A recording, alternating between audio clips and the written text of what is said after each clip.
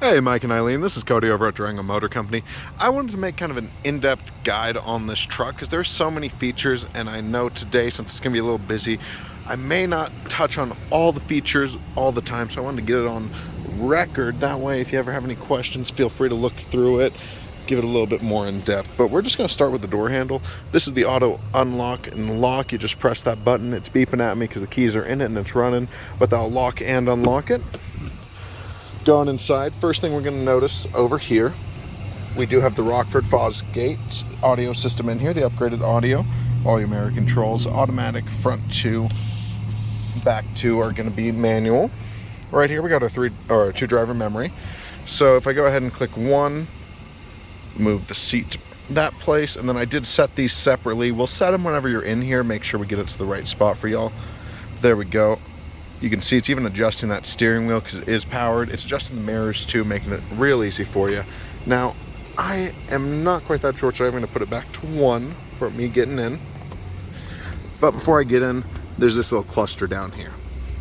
AC 12 volt, 150 watt. That'll give the power to the things in the back. Cargo lamp for the bed of the truck. Right here, this is a cool one. This is the angle of your headlights.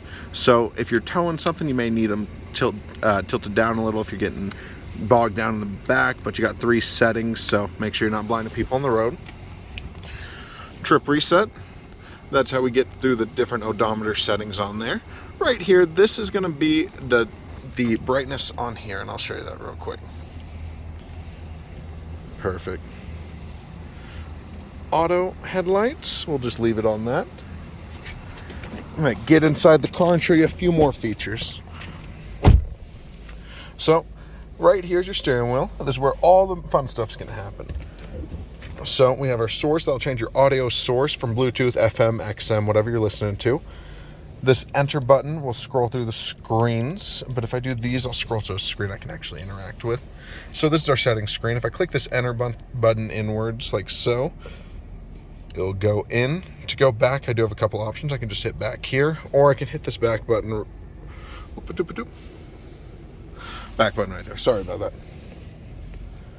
Got all your settings here. Feel free to go through them. This is like blind spot monitoring, parking aids, meter settings. I tell you like oil change intervals. Vehicle settings going to be like your lock if you want it to unlock whenever you're parked, which I do have it set to. When we pull it in park, it should auto unlock, but you can change that if you prefer. Go through. This is your warnings. This will tell you when there's anything wrong with the car, if anything's happening to it, tire pressure light, oil change, anything like that. Right here, this is your current listening, so I'm going to scroll through, just show you that source button right there does just change that. Scroll to the next one. Got your cardinal directions. This will tell you which directions you're going to. It is linked with navigation, so if you have a course set on your navigation up here, it will show you turn-by-turn directions right there. Fuel economy, as you know, we are sitting idling a lot, so it does say 5.6. This is rated for 21 on the highway, 15 in the city, so you'll get a lot better gas mileage than that. Definitely a little better gas mileage than the competitor of the Tundra. Trip information. This is your drivetrain information. Now, it is a 4-wheel drive vehicle. Here we go. We do have an electronic transfer case. 4 high is good up to 60 miles an hour. Of course, 4 low is going to be a lot lower than that. But if I change that, I'm just changing it to 4 high. You'll see it letting me know it changed. And I'll change it back. See, super quick. Auxiliary gauges tell you your oil pressure, oil temperature, and then if we scroll through again, we get more. You get your battery, your voltage, and the transmission temperature. This is the off-road screen. This will tell you the angle of your truck, the angle of your steering wheel, and then the gyroscopic position of the sides. I don't know what the right word is for that, but I'm sure you do. And then we're back to the settings. Sweet. So this is equipped with a pretty advanced windshield right here. A few things advanced with it are right here. You can see this is all your controls for your wipers. All the way down is mist. I have it set right here. That's for auto.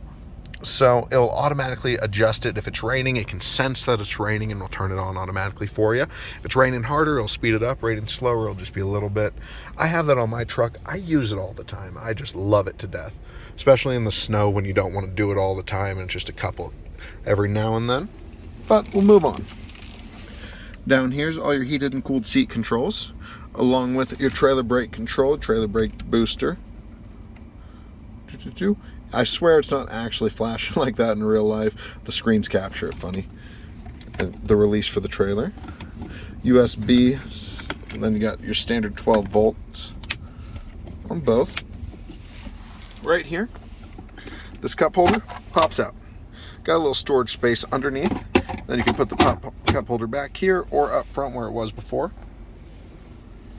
So moving up, right here, traction control, nothing special. Parking sonars, those are the things in the front and the back. Hazards, blind spot monitoring system, and your heated steering wheel. Above that, we got our dual climate controls. Of course, you have your windshield defoggers, anything like this. This will turn on the heated mirrors as well. You can see the symbol on there. That'll be this button right there that does that, and the rear. Moving up, so this whole screen is going to be controlled by these buttons. Real easy to navigate. So if you're trying to pair your phone, you'll go here, just hit connect. Sirius XM, FM, auxiliary. This is also going to change your media just in general, same as that source button on there. Now we do have a map on here. It is navigation. It does have navigation, so we can type in a street address and that will pop up on your little display with a turn-by-turn. Go to camera. This is that 360 view one. There we go. It's showing me right in front of me right now. There's the side view. Perfect. Doop. Yep. Pop it in reverse, so when you're in reverse, you can play with that too.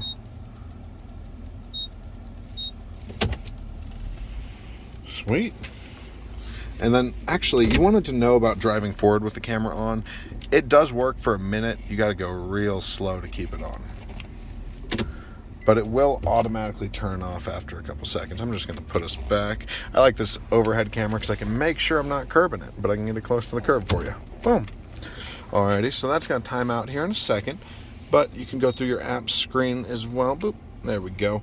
And this will how you get to your settings. You control your Bluetooth and phone if you don't want to pair it the standard way. Set your navigation, go through system settings, do a factory reset, set up your Sirius XM, whatever you want to do with that. Alrighty, perfect. Moving up even more. Right here, got our sunglasses holder. Back here, these are going to be the lights. Right here, they're going to stay open with the door. So if I open the door, they'll pop up. That's where I typically like to leave them, but you do you. Up here, I know we went over this yesterday. That controls that rear sliding glass. Perfect. And I think that's most from the driver's seat we're able to get to. Of course, you got plenty of room here. This does pop out. Right up here, this is going to be for pens, and this is going to be for business cards right there. I never knew what those were before I started working here, but that's what they're meant for. And then I'm going to set to 2 so I can show you something. Hopefully it shows well. Whenever I... Oop, I am too big for this. Whenever I open the door, it should let me out. Yep.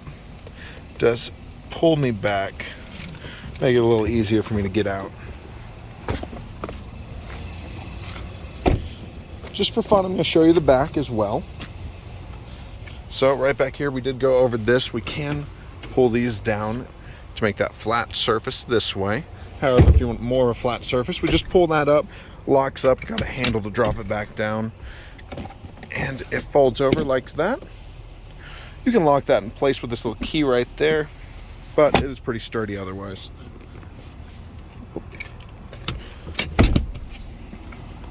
Hop in the back seat, and you can see there's plenty of room. Got heated seats back here.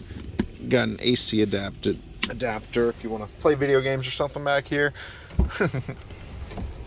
Sweet. Right here, you have the helpful step. You know, I always try to kick it down, but it typically requires me to actually pull it down. Easiest way to get in, there's your parking sonars. And the bed of the truck. Of course, these are removable. Right here, we did figure that out yesterday. And yeah, hopefully I've answered everything I can on this truck in this video. I want to make sure I'm getting you as much information as possible. Thank you so much for your time, and I'll see you a little later on.